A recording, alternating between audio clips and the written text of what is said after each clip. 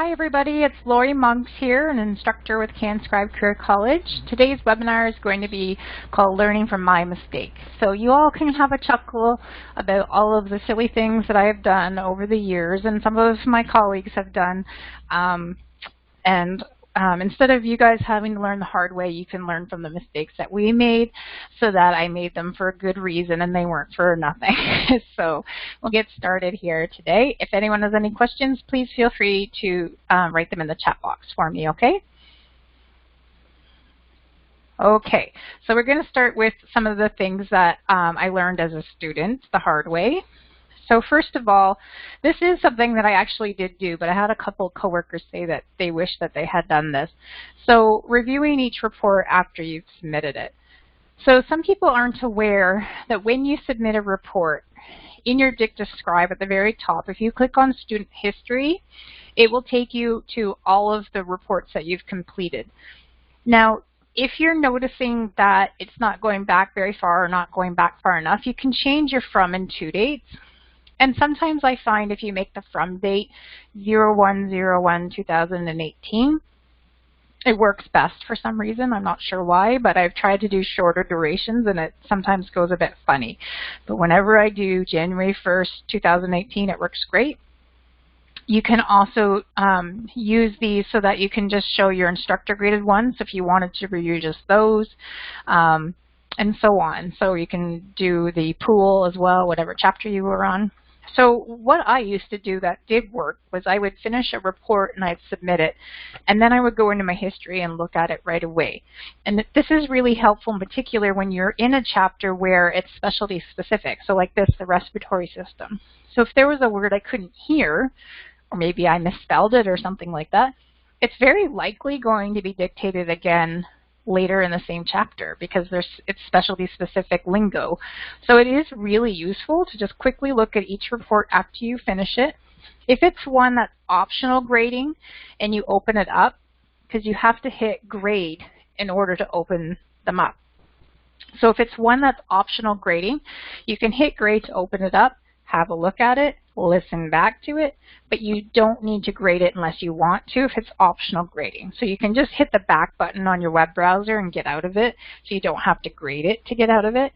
If it's a required grading and you're not really ready to grade it yet, you can still open it and do the same thing and look at it and get back out of it, but you will have to grade it at some point. So just remember that. But if you just wanted to have a quick peek, that's something you can do. And don't forget too, this is where you're going to come for the ones that are instructor graded in order to get our feedback. So if it was instructor graded, like this second one here on the list, you just hit details and all of our feedback to you can then be viewed. So I find that this was always really helpful to do no more than one or two and go into my history and look at it. And I also would listen back. So I would go through the report and listen to the differences. So here I thought it said this and it should have been that, and try to hear it. And sometimes you just kick yourself, like, how did I miss that? And other times you might say, well, I don't hear that difference at all. So if it was one you really struggled with, what you might want to do is listen through each difference and then use the tab to go to just the answer key alone and listen through once or twice more, because sometimes the second or third time you're getting used to their voice at that point a little bit more, and then sometimes the second or third time you can catch part of it or the whole thing now for the things you couldn't hear the first time, and then your ear is getting better. So that helped me a lot. If there's anything in there that, like repeat errors you're finding, or if there's something that you're not sure as to why it's wrong, then you can, get a hold of us and ask. But I just found this way really helped avoid repeat errors and help my ear get better. So just see a question here. Yeah, so Mike is saying she started to do this recently. So it really doesn't take too long to do. If it's a really long report, at least glance through it and see where your errors are. But if you're not listening back to them, you are kind of missing out on that opportunity to build your ear. So just keep this in mind. Okay, so exploring resources and web pages. Okay, so a student at the last Q&A session on Friday taught me a lesson with this, and I'm not too big to admit when I make a mistake or I'm learning something new even though I'm in my 40s. So in the Quick Look Drug book, she taught me that there was something there I didn't know was there because I hadn't played with it enough. I just so often would go in and look up a drug and I wouldn't be doing anything else. So in your Quick Look Drug Book, if you click on, when you open it up under the table of contents, click on Quick Look Drug Book, and it will open various chapters in the Quick Look. If you then click on Appendix, it opens up more, and it's got laboratory values for adults, for children, all kinds of information in here I had no idea was there. So that's a valuable lesson and something, too, that applies all the time. With your resources, click on everything. See what it does. See what it opens. Where does it go? Because there could be a lot of information that you're missing. Same goes with the course. I've seen people that didn't know that the history was there, even though it's right at the top on that taskbar. In the course material, the FAQ page, it has tons of information in there, even added information for grammar help. So don't be shy. When you've got a new program or you have a new resource, click away. What does this do? Where does this take me? And learn it. And you might find kind of hidden gems like this that a student taught me about on Friday. So that is a really valuable lesson. This is another example in Stedman's. On your Stedman's Online page, there's all kinds of tabs. Illustrations has all kinds of anatomical charts. Videos, if you're not too squeamish, videos have surgical videos and stuff like that. Some of them are videos of anatomy on cadavers. So again, if you're not too squeamish, in the reference section, there's all kinds of information here. Reference values, laboratory reference range values. Again, here, that would be a great one. These are PDFs. You can print the PDFs. And reference range values would be a great one to print off and have through your career, because there's a lot of times that you can't tell they're saying 15 or 50. So if there wasn't any sort of a disease or abnormality, that would help you know, okay, well, if that range was only normal between 12 and 18, it'd have to be 15, they were saying, for example. So there's great stuff in here. There's another whole section just on abbreviations. Like, click away and just check what everything does, because you could be missing out on some nice hidden gems. Okay. Word lists. Okay, so some of this was from my own experience, and some of it's from some of the other instructors. So there's a couple different ideas with word lists. You can have one big list that just covers everything under the sun. If you have an Excel spreadsheet that you're doing it on, you can create a new tab. So each tab would have a different specialty on it and so on, and that way it's specialty specific and you can flip to the page you want. So maybe each list isn't quite as long. You can just have lists on specialties that you're not quite as familiar with as others. Some of us have a background in certain things. I used to be a massage therapist, so anything to do with muscles, nerves, and bones I know quite well, but anything to do with the eye, I used to have to look it up all the time. So, specialties that you're not quite as strong with. Surgical tools. This is one thing I wish I had done. I found that once I got out there, I was constantly having to research surgical tools. What I ended up finding, just for interest's sake, was I would get one account, so it might be one or two hospitals on that account, and they tended to order the same brands of tools. So after a bit of time, I would get used to their tools, and then if I was given a new account, new tools. They order different brands, I'd have to get used to new tools again. So I do wish, looking back, because I didn't keep a word list, I'll be honest with you, but I regret it for certain things. So the one thing I regret it for was the specialties that I mentioned that I'm not as familiar with, like eyes. There's a lot of research in eye reports. Surgical tools is another one that I wish, if it was a tool that I just didn't know off the top of my head, that I had put it in a word list. So that would have saved me having to research the same tool more than once. And then once you get used to them, you might not need it as often, but it's there, and if you're given a new account, you can add to it. So that is something I wish I had done. And local information, you don't need this in school, obviously, but that is something else I wish I had done in the workforce looking back, because you're suddenly going to be looking up, how do you spell the name of that pub in a little village on the other side of Canada you've never been to? Because sometimes businesses have some funny spellings. So oftentimes I have found with accounts, you're going to hear the same things over and over again.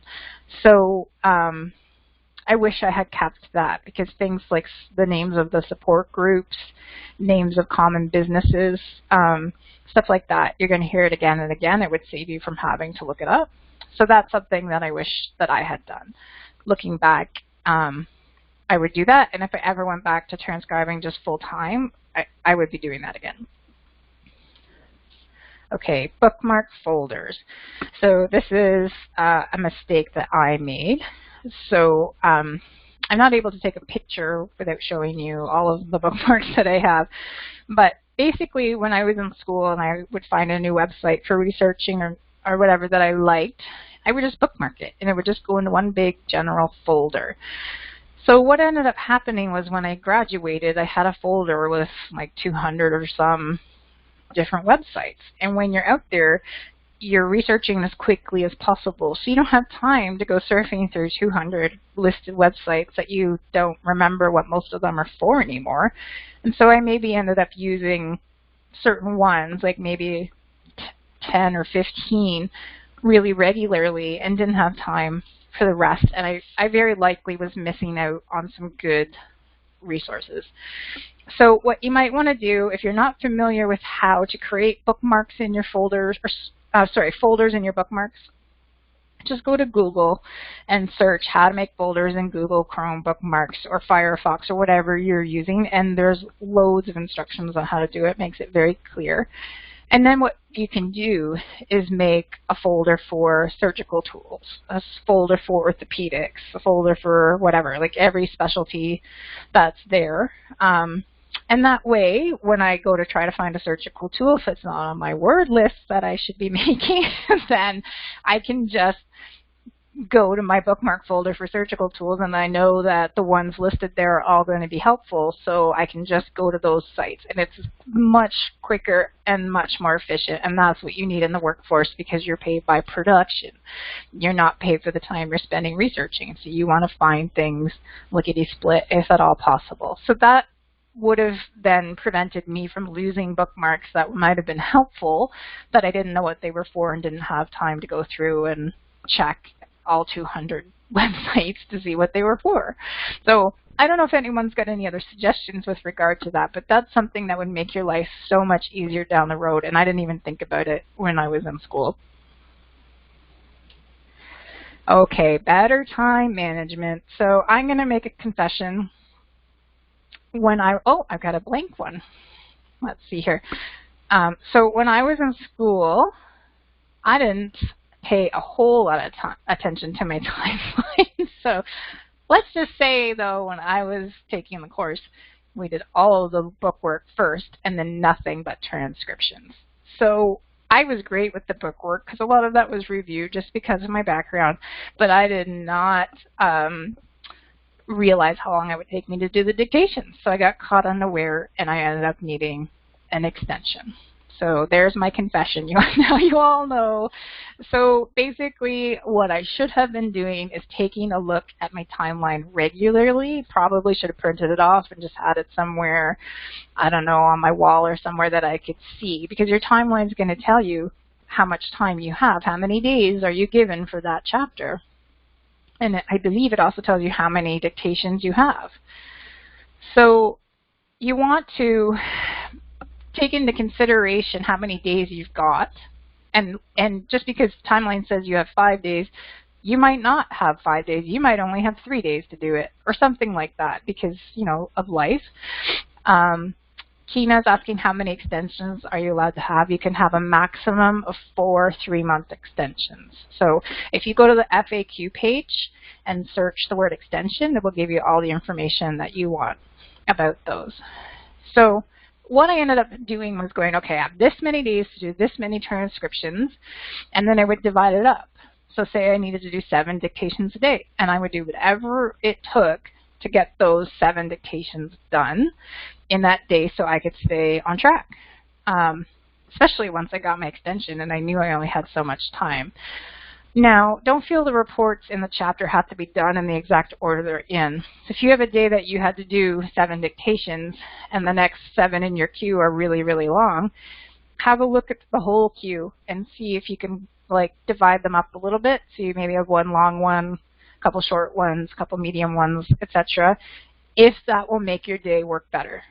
Don't save all the hard ones for the end. Students will do that and then they get really discouraged at the end. And then I notice they get more behind because they've saved all the tough ones for the end. They're procrastinating, and we know what happens when we do that. So try to divvy things up as best you can to try to get in the amount of work you need to do each day. So make sure that you also, in your planning, you make time to review your reports and do your self-assessment, so your grading, because that's going to be part of it. So budget your time for that too. And then make sure that your proofreading and your researching is proficient, because I've noticed a lot of students will really lose time with one or the other of those. So I'm going to talk about that a bit more as we move on. But these are all things with budgeting time, planning ahead. How many days do I have for this chapter? How many reports are there?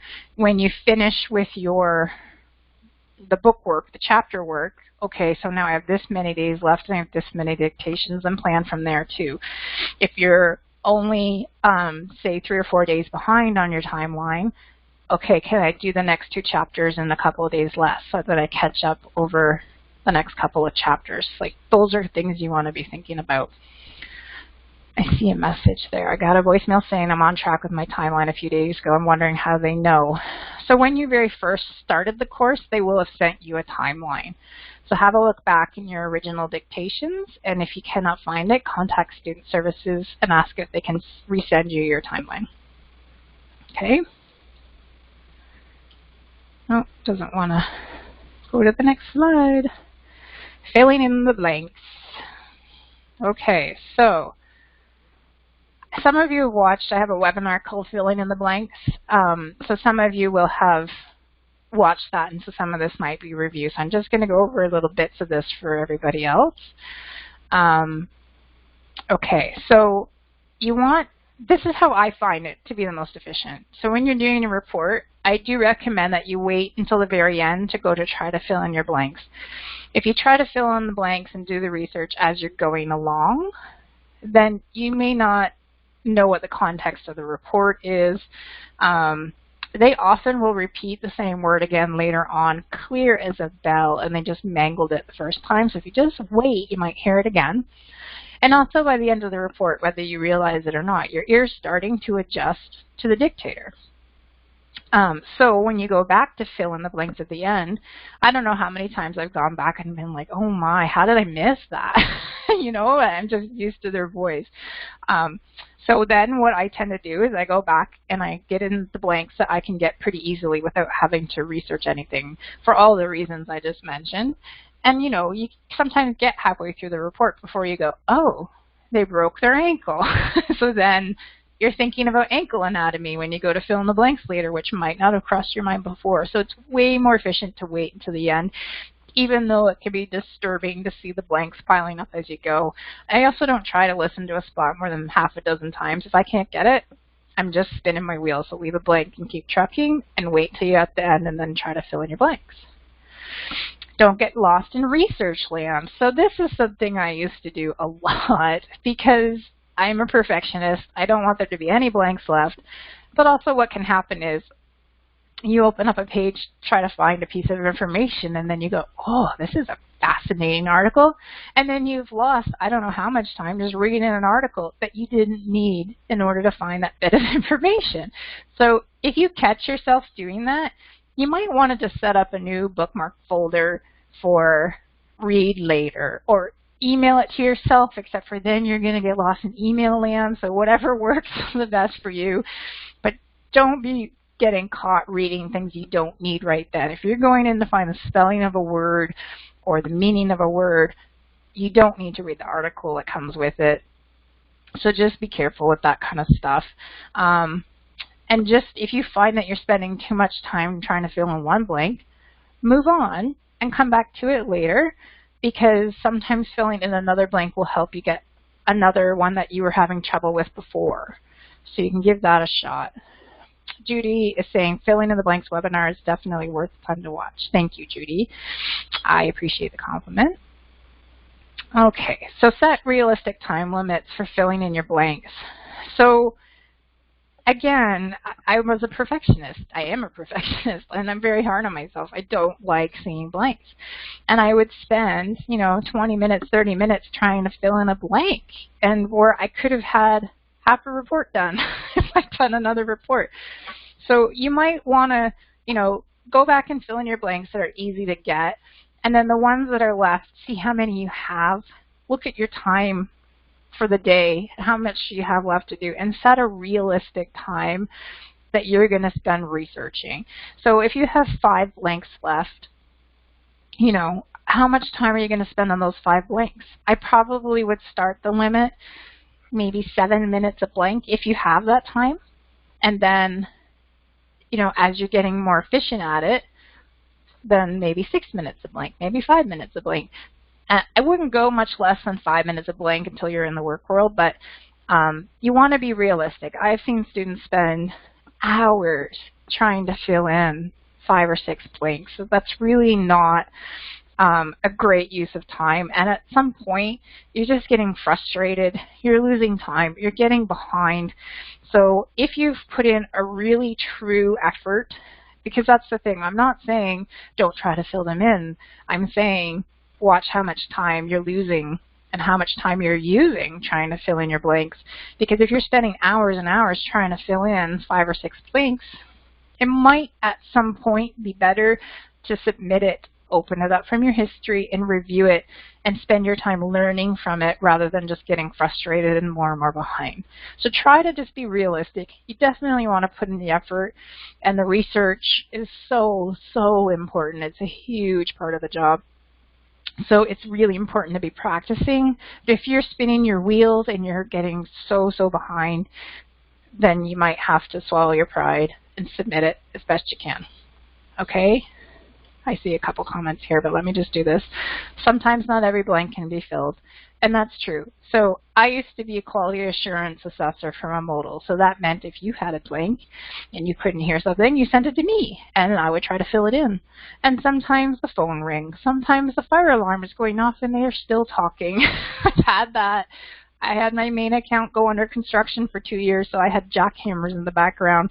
So sometimes it's things like that. Sometimes they just mumble so badly that you can't quite catch it, whatever. So sometimes you just can't. And sometimes it's just where your ear is at that point in your development. So if you're earlier days in the course, like skeletal and muscular, that's still pretty early in the course, and there's some challenging dictations there. So it's just where your ear is at. Don't get down on yourself. And I bet you any money if you finish the course or you're near the end and you go back and listen to some of the ones you struggled with, how much more you'd be able to hear than you did originally, just because your ear is that much better.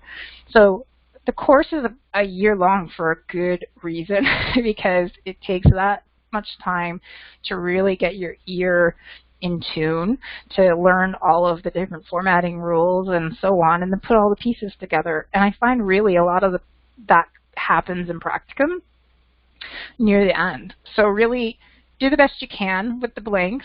Watch your time. Don't get lost in research land. Stop reading articles you don't need to. That's the worst I used to do.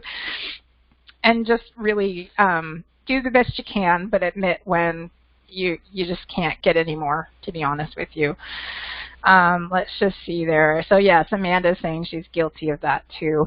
And by the way, Amanda is the one who taught me about the Quick Look Drug Book spot in the appendix. So thank you, Amanda.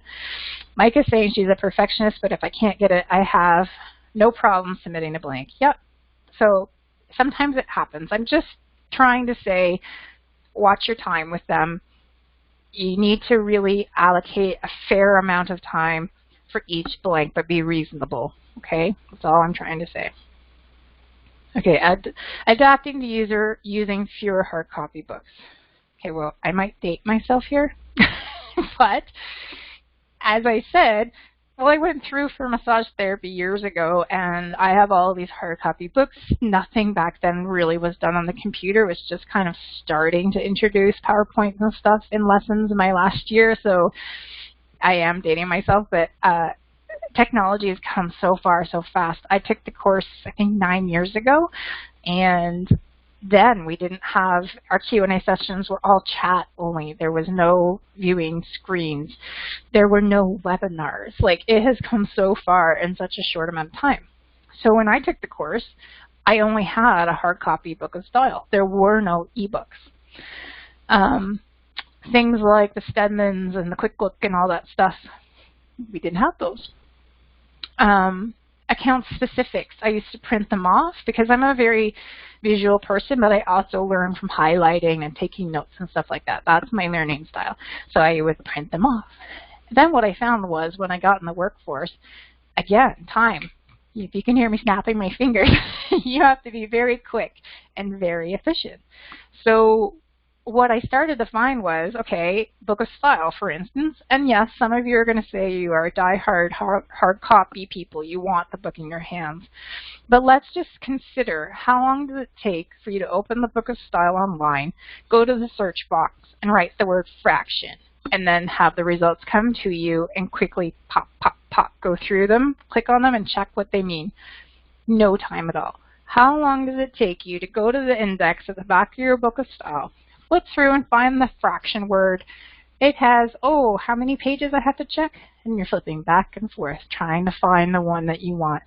It's a time suck. So I had to really learn to get used to the electronic versions of things, and I could never go back now. Like, I'm just so converted.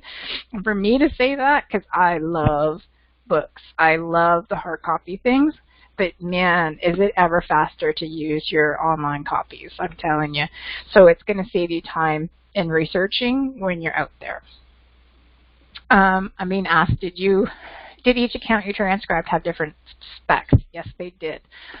So I will just say this quickly. It's not normal to have as many accounts as I had, but I was, my title was Master Medical Editor, so I did quality assurance, and those people are in short supply. So I would have one account and they'd say, this account's behind, can you help them? And I'd get another account. Then I'd be told the same. So I ended up with 4 accounts, and I think it was over 20 hospitals on those 4 accounts. So each account, all 4, had different account specifics. And so I had to learn to hop back and forth between them. So for my work at Modals, where I work, in the morning you get an email from every account, and it would let you know how they were in turnaround time. So I could tell who was furthest behind, and I would start with that account for the day to help them catch up, and then I would move to the next one and the next one and so on, to just try to help everybody get caught up as fast as they could. So my trick, and I don't know if this comes up later on, but because I'm really visual, I had sticky notes at the top of my computer screen, and they would say the most important thing about the account specs for each one. So it would say the initials of the hospital or the account name, and then I would have, for instance, Canadian spelling, CAP brand name, meds only. And the next one might say, the other hospital might say, US spelling, capitalize all drugs, like whatever their main things were. And I had memorized those specs because that will save you lots of time, and I'll get into that later. But just having that visual cue, okay, this hospital wants it this way, then my mind kind of went into those account specs. So that's how it worked for me. Everybody's going to be different. During the practicum at CanScribe, you're going to have different account specifics, so you're going to get to practice that switch. So it's a good thing because a lot of people end up with a couple of accounts. It's not normal to have 4, but that's just the way it happened for me. So anyways, let's see here. Book of Style Specialty Chapters. Oh, getting lots of questions here. Would you recommend a hard copy of one book? I'm thinking the Book of Style would help me more in hard copy. So again, if you prefer the hard copy, that's fine. You can take notes at it and stuff. But I would be tempted to still have an eBoss to search quickly when you're working, because it's so much faster. So If learning the book of style is better for you by having the hard copy and highlighting, taking notes, I have some notes in there that I kind of chuckle at now because I know where I was at 9 years ago and trying to understand that. That's fine, but think of speed. Think of like how quickly can you get into the index, find the word you want, and then flip back and forth between all of those results to try to find the little bit you need. The other thing that's nice with the electronic book of style is it highlights that word on the page for each result, so you can very quickly zone in and see the wording to try to find that bit of information. So I'm a convert, and not saying having a hard copy is not handy, because we're all different. It's just whether or not it's the most efficient for you, because that's all that matters. We're all different, right? Okay, so speaking of book of style, especially chapters, I could have kicked myself for this. So I'm going to make another confession here. And again, this is what this whole thing is about, is you guys learning from my mistakes so that you guys don't have to do the same thing. So book of style for me, I had the hard copy. And I think in part because I had the hard copy and nothing else, I found it really overwhelming. It is a huge book. And so I probably didn't spend as much time with it as I should have, which goes against what I said earlier with exploring your resources and stuff. Lesson learned. So book of style chapters 13 to 24, they are your specialty chapters.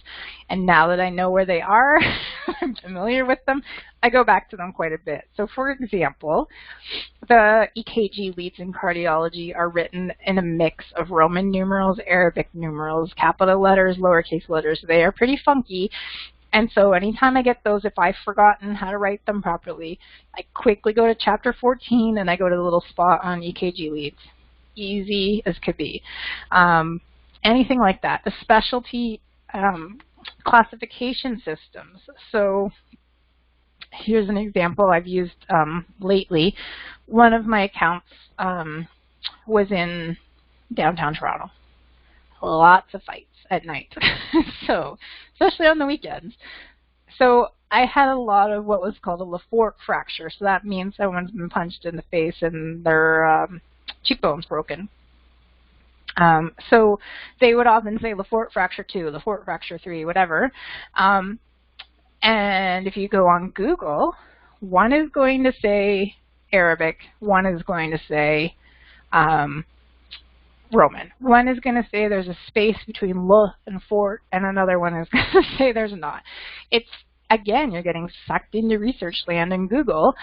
So if I had just gone, okay, it's a fracture, that's going to be orthopedics. Go to chapter 18, find the section on classification systems. So that is any stage and grade type of thing.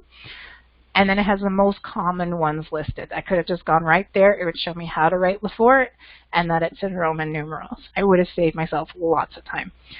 So those specialty chapters, they're not very long. They're very well written. They are by far, to me, the most interesting part of the book style.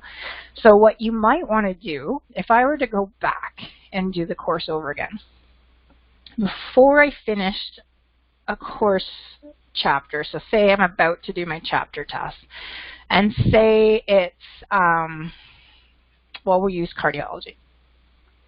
Before I do the test, what I wish I had done was gone into the book of style, see if there's a specialty chapter that applies to the subject I'm in, cardiology, perfect. I just quickly look it over. I'm not trying to memorize it or anything. I just want to see what's there. Because as we know, when you're writing a test, your first resource is the course material. The second one is book of style. So if there's something I can't find in the course material, hopefully then a light bulb goes off like, oh yeah, I saw that in the book of style specialty chapter. And you know where to look. And then when you start the dictations, EKG leads, bingo, I know exactly where to find that. So it would have saved me a lot of time to just take that 5 minutes and flip through. Would have saved me loads of time for the rest of the chapter and the dictations.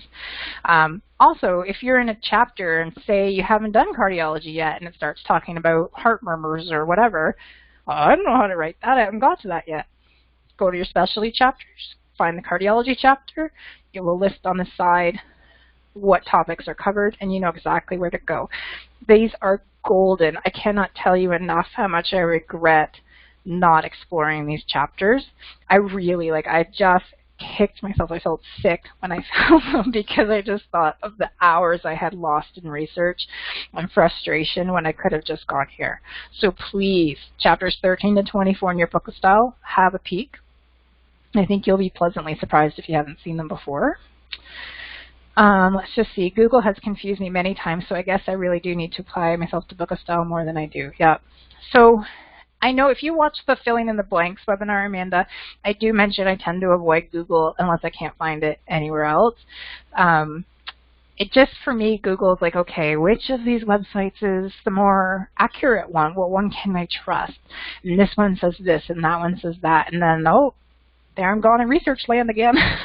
So just, it's got its uses for sure, and I do use it for certain things. I also like Bing.com. I'm going to type that here for you.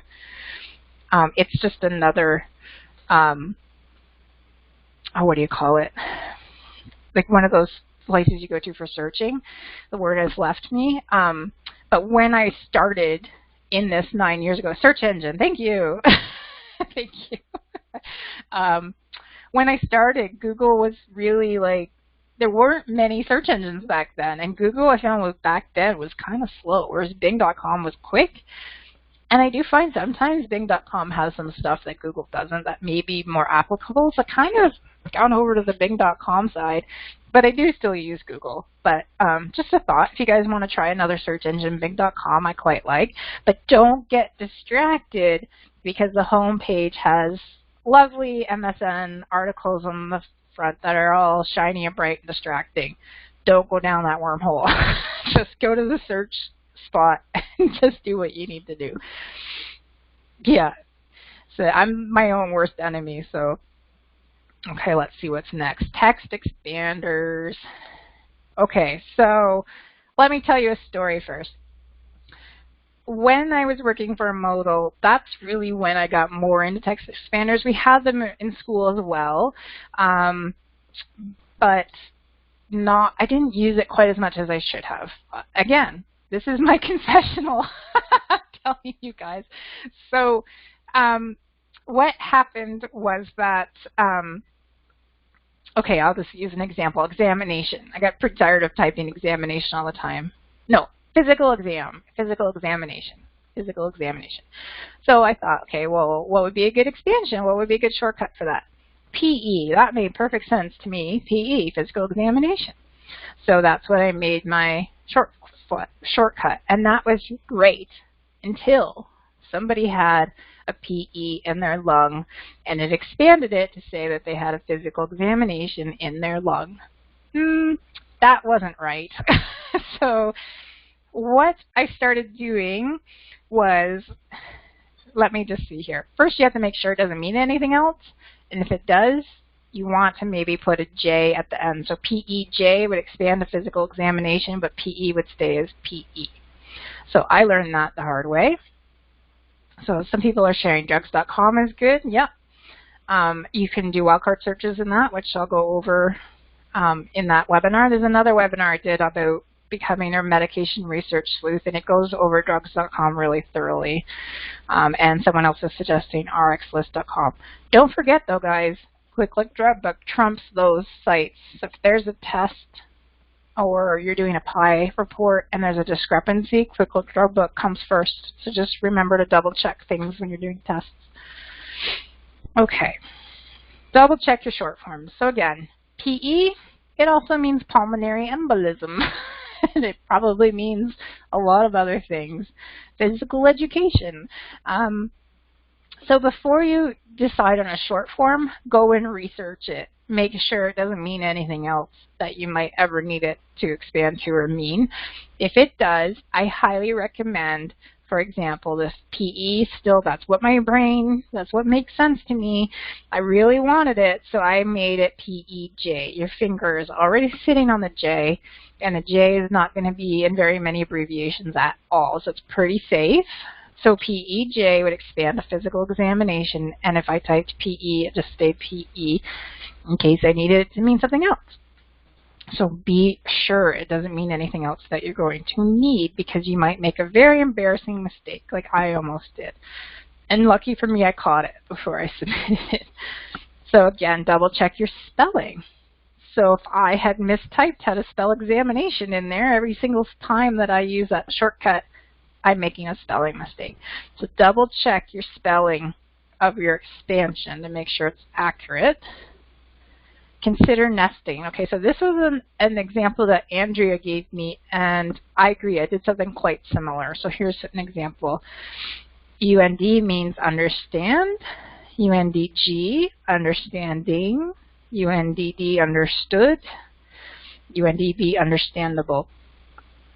So that's great, like that. So then you really just need to be thinking about the first few letters of your thing, and then the last letter can change the form of the word. So that is a great example. Okay, the pies. And I'm sorry, I need to turn something on so I can see the time because I'm talking away and I'm running out of time. So you may hear a noise as that turns on. Okay, so the pies. Review your former instructor graded reports. So I showed you earlier how to get into your student history. So if you're getting ready for a PIE, use a drop-down menu so that you're just seeing your instructor graded reports. Then you want to look at maybe your last half dozen. I wouldn't go much further than that, or you might be going back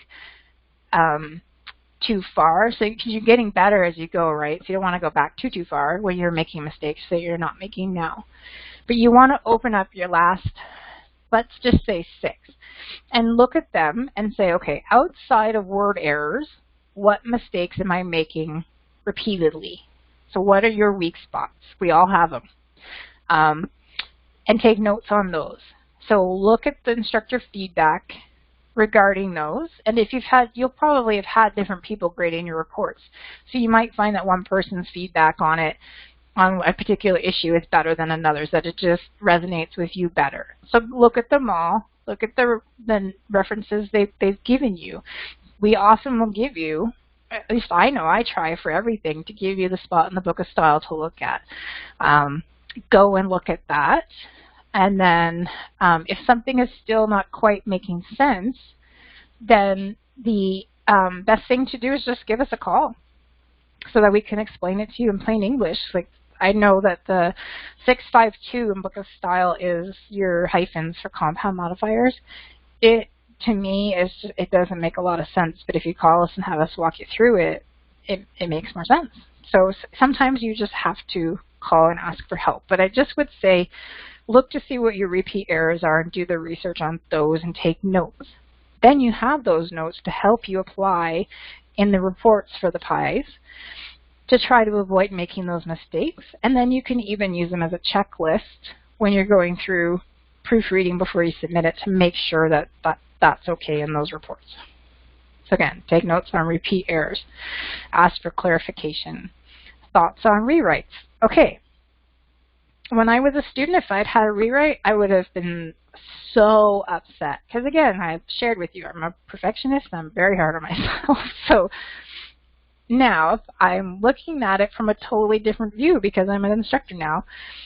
So rewrites can be quite beneficial when they're needed. So if you were to start your PIEs and you get a report and you're like, oh my goodness, this guy's terrible. He's very hard to, like, you know, everybody's got a different opinion on different dictators. You get one you don't like, do the very best you can on it in hopes you don't need a rewrite, but keep calm. Keep in the back of your mind that if you need it, there's a safety net of a rewrite.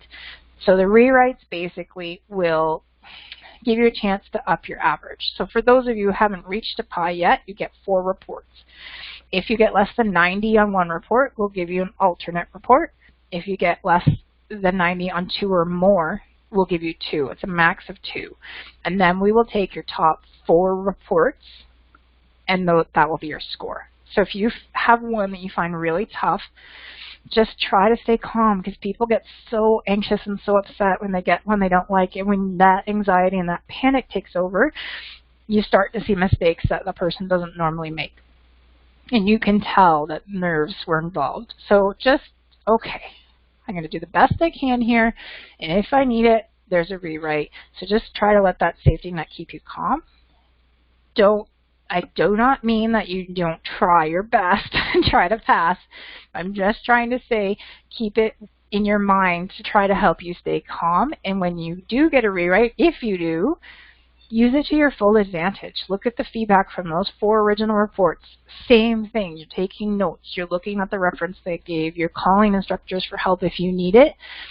And then you're going to write that rewrite with all that information fresh in your mind and those notes in front of you to try to increase your grade and avoid those avoidable errors again.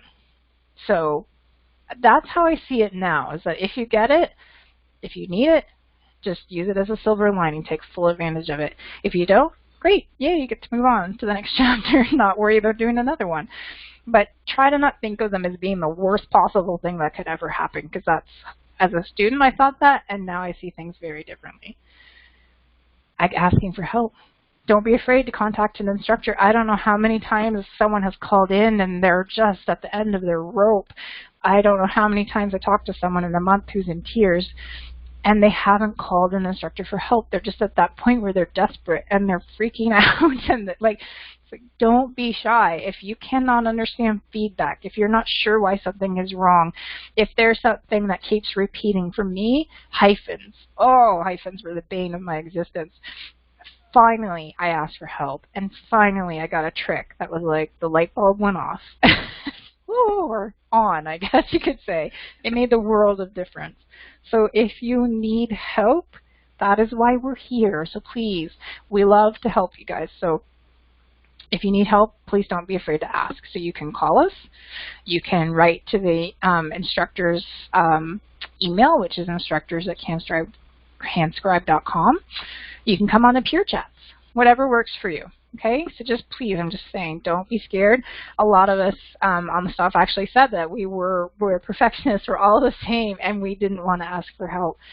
But honestly, I wish I had. And if you're going through reports and you're not sure why something is wrong, then ask, because then you can learn from it as you go and avoid making that mistake again. Okay, so Michelle's asking about hyphens. If I have time at the end, I'll go over it. Otherwise, you'll have to contact me later, and I can go over it with you. Yeah, so Judy Ray is saying she has a hard time asking for help. It is really not uncommon, but please just don't let yourself get to the point where you're just in a tizzy because you're not asking for help. So I know that once I finally did it, and I called and asked for help, it really did make a difference. So please don't be shy. We're not going to laugh at you. There is no silly question at all. And yes, you can. You can call and ask for me. I know I'm going to be quite busy this afternoon working on something, but I will get back to you as soon as I can. Okay, in the workforce. All right, being proactive.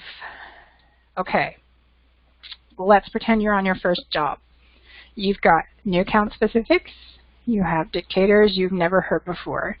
You have a bundle of nerves. Trust me, it doesn't matter who you are. You're going to be nervous. All kinds of different things to learn.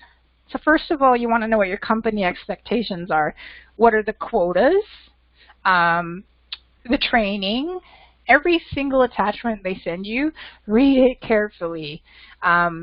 I know with Practicum, we send out certain attachments, and I don't know how many times I will get questions for things that were answered if they had just read the attachments. So when you're out in the workforce, managers and so on are not always as easy to get a hold of, so you want to make sure you understand everything and you've read everything. So if there's a troubleshooting issue, it's in the instructions, like those kinds of things. So you need to know what they expect of you. What are the instructions? How do I use this? What are my quotas? And so on. Account specifics. I spent quite a bit of time in my spare time, my first few weeks on the job, memorizing my account specifics. Yes, I don't get paid for that time, but it also means that once I get in the workforce and I'm paid by production, I'm not spending as much time flipping through my account specifics to see how they want something formatted. So for me, it's time well spent. Try to memorize them as best you can, and then after that, when you're feeling comfy with them, read a page a day. Go through, read page 1. Next day, read page 2. It doesn't take long, and I do recommend this in the course too. Read 1 page a day to refresh your memory. If you read the whole thing all at once, it's really easy to mix the rules up with each other. But if you read 1 page, it keeps it fresh in your mind, and you're less likely to mix rules up with each other. So that takes a very short amount of time to read 1 page. So I do recommend that. And I would say my accounts, the average length of specs were 10 to 12 pages, but one of the hospitals I worked on was one of the biggest in the country, and their specs were more like 50 pages. It took me months to get comfy with those, but once I did, that was my favorite account by far. So spend the time you need to learn your specs so that you're not constantly looking things up. Trust me, I lost more time than anything in the first few weeks looking things up, because I didn't need to if I had already had it memorized. Listening back to reports. So usually when you're in training, and this just depends where you work, when I was in training with a modal, I got everything sent back to me that wasn't absolutely perfect. You are going to hear the dictators over and over and over. Even if you get a big account, a very big hospital, you are still going to hear the same dictators over and over and over. So the more that you listen back to the reports sent back to you, the better you're going to get used to those voices. So an example, it's kind of off topic, but we had some people in town here from France recently, and when they were first here, I had to listen so carefully. Their accents were so thick and very different from Quebecois accents, so I wasn't quite as used to it, and I really had to listen. And after even a couple of weeks, it was like no effort at all. I didn't have to listen as carefully. I just understood what they were saying.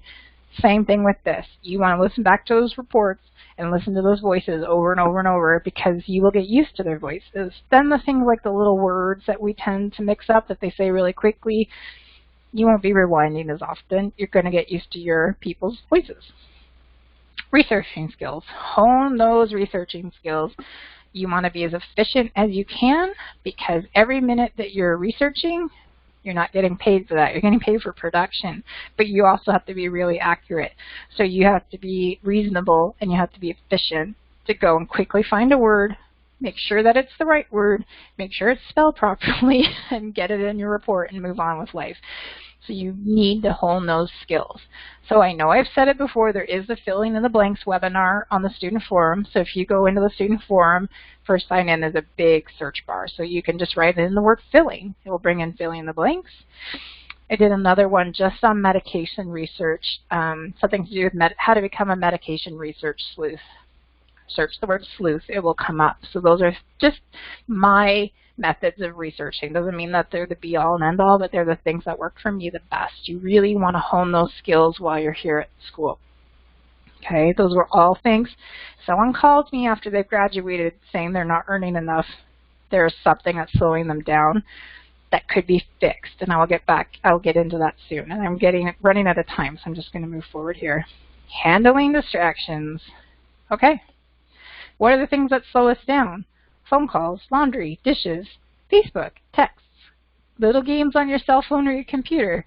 You're sore, you're in pain, you've got to get a meal on, emails, all of these things slow us down.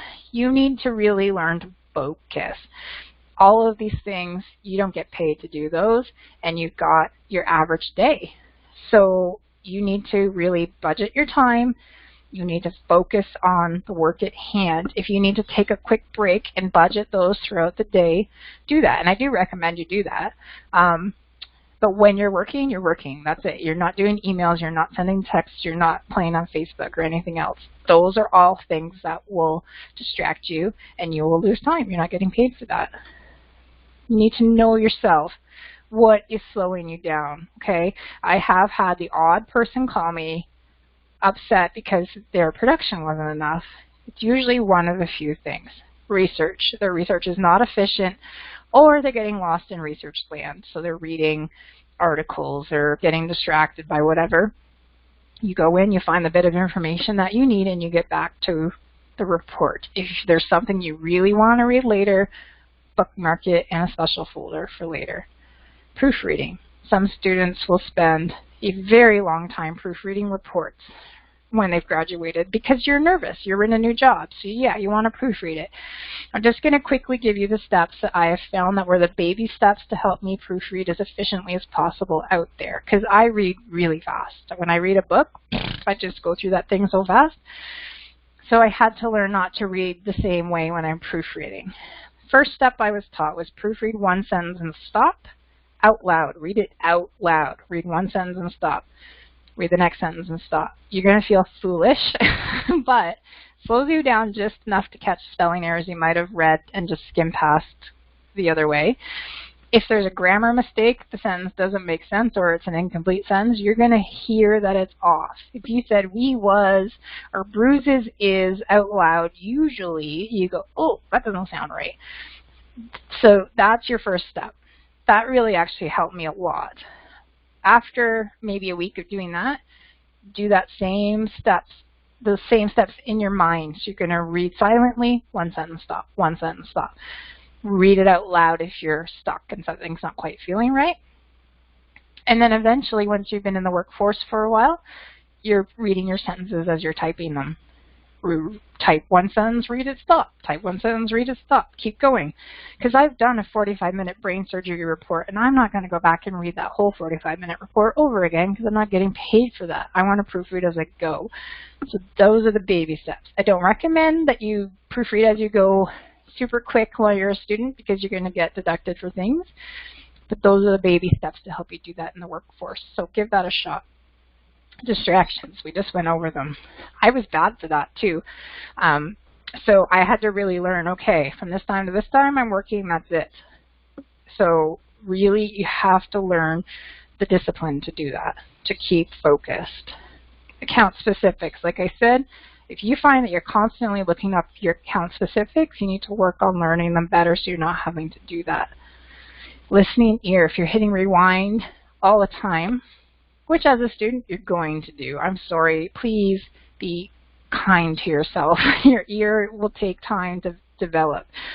But in the workforce, you are going to hear the same dictators again and again. So take advantage of that. Listen back to everything sent back to you. It will really help you speed up. Let's just see here. I only have a few minutes. Okay, so with those questions, you guys will have to give us a call after. I'm sorry. But I'm happy to answer them afterwards. Okay, learning shortcut commands. This is an example from MDAT or Inscribe. This is something I highly regret. I use shortcut commands for things like entering headings, entering templates, uploading a report, etc. But when it came to maneuvering around a report when I was doing speech recognition, that's the one thing I never did learn was how to use shortcut commands instead of my mouse. And my excuse was, well, I have really long fingers. I keep hitting the wrong keys. I get really frustrated. Honestly, if I just said, okay, I'm going to learn this command until I can do it without looking and without making mistakes. When I have learned that, I'm going to do the next command until I've learned it. Honestly, my excuse was just that. It was an excuse. I could have learned them, and that's the one thing that would have sped me up even more. And I was quick with speech rec, but that would have made me even faster. Someone is asking, are these only used for MDAT? Yes, these are the MDAT shortcut commands. And I just found them online. Stay on top of your quotas. So you want to know how many days do I have to do how many audio minutes, for example. If you have 10 working days to complete 1,000 audio minutes, for an example, try to do 100 a day as your goal so that you're always on track. I remember people would slack off at the start of the pay period, and at the end they go crazy trying to meet their quota, whereas if they just slow and steady wins the race, they wouldn't have been stressed out. They would have always known where they stood. You could also, I had a quota for myself for what I needed to earn, so I didn't finish for the day until I'd met my minimum quota for the company, 100 audio minutes, for example, and what I needed to earn to pay my bills. And then I could stop, or I could keep going if I had time. So keep your quotas in mind. Stay on top of your quotas. And I know that the company used to get upset with the people who would slack off at the start because we get behind turnaround time. So just try to stay on top of things. Keep yourself organized. And that's it. Learn from your mistakes, grow from them, and make the adaptations that you need to do in order to make yourself better. We're all going to make mistakes, so please try to be kind to yourself and take advantage of them. I can laugh at them now because I've learned from them and I've tried to improve myself with them. And I know there's lots more I can learn. As for example, last Friday when Amanda taught me how to use that other thing on Quick Look Drug Book. Always new things to learn, but I learned from it, and you know that I'm going to be using that from now on, so I've adapted. So try to be kind, learn from your mistakes, don't be embarrassed by them, we all make them, and then just get better and better every day. So I just want to thank you guys for coming today.